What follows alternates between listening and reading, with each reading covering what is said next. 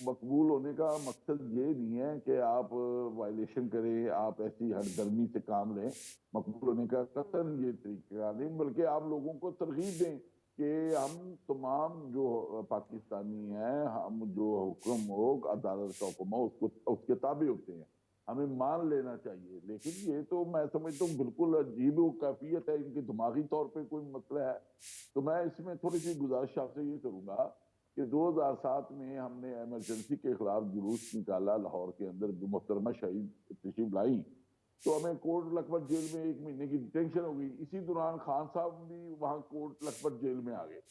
رات کو بڑا شور پڑا، صبح میں نے وہ مشتاق تھا وہاں پہ اردلی، اس کو پوچھا یار کیا ہوا، کہتے ہیں جی خان صاحب تشریف لائے تھے۔